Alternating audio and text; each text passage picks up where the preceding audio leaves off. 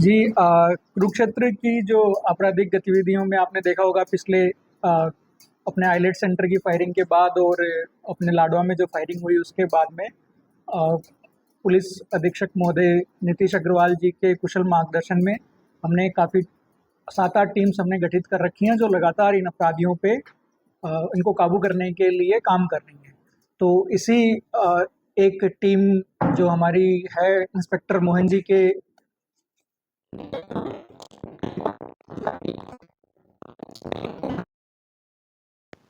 अपराधियों को गिरफ्तार किया है, जिनके पास में 4 हमें पिस्टल बरामद हुई हैं और 4 उनके पास जिंदा राउंड जो हैं वो बरामद हुए हैं। ये अपराधी अपने जो विदेश में बैठे हुए एक गिरोह सरगना है, उनकी कॉल की वेट कर रहे थे और उनके इशारे पे ये कोई एक दूसरी घटना को अंजाम देने वाले थे।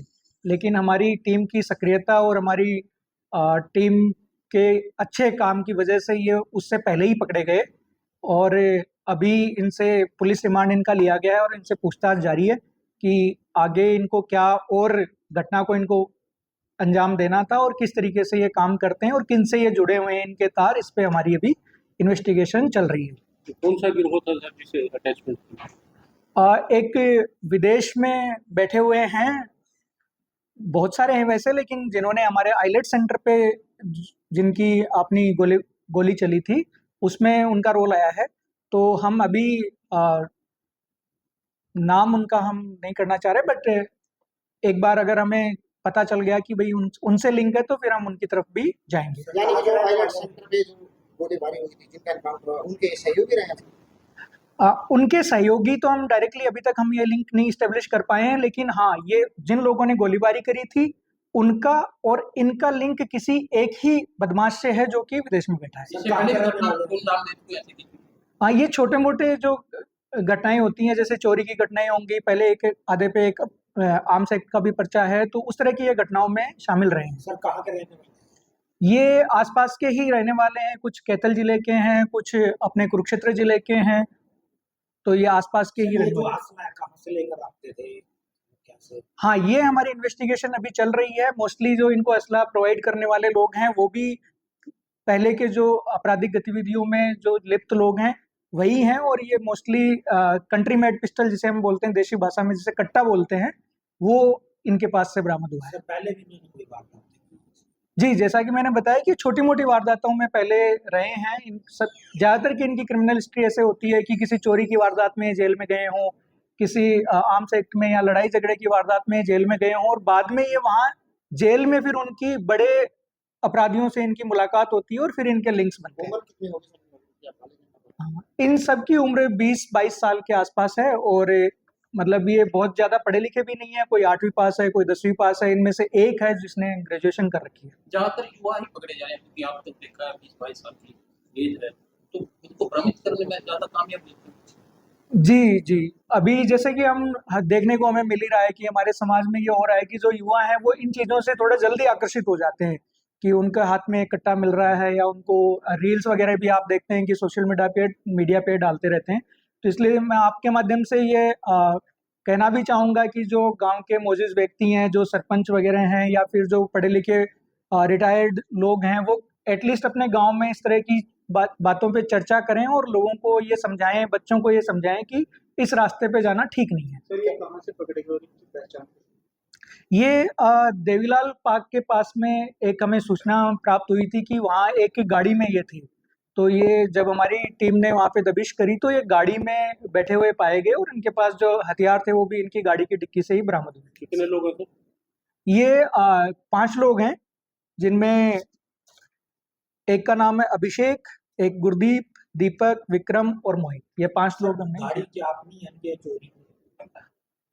चोरी की तो अभी तक कोई इसमें बात सामने नहीं आई है, बट हाँ, हम गाड़ी के असली मालिक की कौन है और वो गाड़ी इनके पास तक कैसे पहुंची है, इसमें हम अभी इन्वेस्टिगेशन कर रहे हैं। बड़ी वारदात हो जाती है। अब हम ये नहीं कह सकते कि वारदात बड़ी होने वाली थी या छोटी होने वाली थी, क्योंकि ये अभी उसकी प्रतीक्षा में थे। इनको कोई कॉल आता फिर ये उस पर रिएक्ट करते। कुरुक्षेत्र? अब या तो वो कुरुक्षेत्र में हो सकती थी या आसपास के इलाके में, करनाल में, कुरुक्षेत्र में, या मतलब यमुनानगर में, आसपास ही कहीं हो सकती थी। बच्चों ने माता पिता से जी, बिल्कुल मेरी बच्चों के माता-पिता से और जैसे मैंने कहा कि जो समाज के मौजूद व्यक्ति हैं, उनसे मेरी ये अपील है कि आप अपने बच्चों से बातचीत करें, उनको ये समझाएँ कि ये रास्ता ठीक नहीं है। मतलब पढ़ाई-लिखाई कर रहे हैं बच्चे तो वो उनके सोशल मीडिया को थोड़ा बहुत देखते रहें कि बच्चे किस तरह की चीज़ों को फ़ॉलो कर रहे हैं, किस तरह के वीडियोज़ को वो देख रहे हैं और उनको टाइम-टाइम पे उनका मार्गदर्शन करते रहें कि भई कौन-सी चीज़ सही है, कौन-सी चीज़ गलत है, किस तरफ बच्चों को नहीं जाना चाहिए। और इन सब रास्तों का जो एंड है, वो कभी भी अच्छा नहीं होता है। तो अब आप देख ही रहे हैं कि ये जैसे हैं 4-5 अब ये 20-22 साल के लड़के हैं, लेकिन ये अब इनकी जो आगे की ज़िंदगी है वो जेल में ही होनी है। सर इनकी कोई हिस्ट्री है परिवार की, क्या हिस्ट्री, कोई सर्विस में इनके माता-पिता कुछ? नहीं, मतलब नॉर्मली ऐसा कोई स्पेशल हम लिंक नहीं बता सकते हैं कि भई इसी समाज के इसी बैकग्राउंड के बच्चे ही वहाँ पे आ रहे हैं।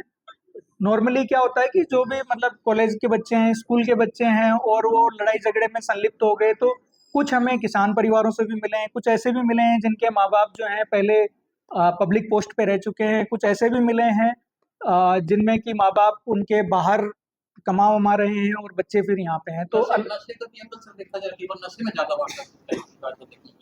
जी हाँ, ये तो हमें देखने को मिल ही रहा है कि जो युवा हैं वो नशे की तरफ आकर्षित हो गए हैं, तो वो अपने नशे की डोज़ के लिए जो उनको पैसे चाहिए होते हैं, उसकी छोटी-मोटी रकम के लिए भी वो किसी घटना को अंजाम दे देते हैं। सर इस मामले में अब तक ईमानदारी का कुछ खुलासा हुआ है?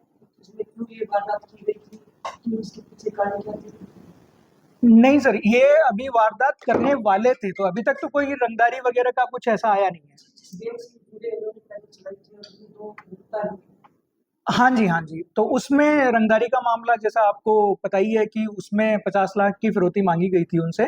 तो ये गैंग उसी तरीके से काम करता है कि ये पहले विदेश का जो इनका सरगना है, वो इनसे गोली वगैरह चलवाता है और फिर उससे ये पैसों की माँग करते हैं। बरामद क्या-क्या हुआ सर? इनसे 4 पिस्टल बरामद हुए हैं और 4 इनके पास जिंदा राउंड थे। सर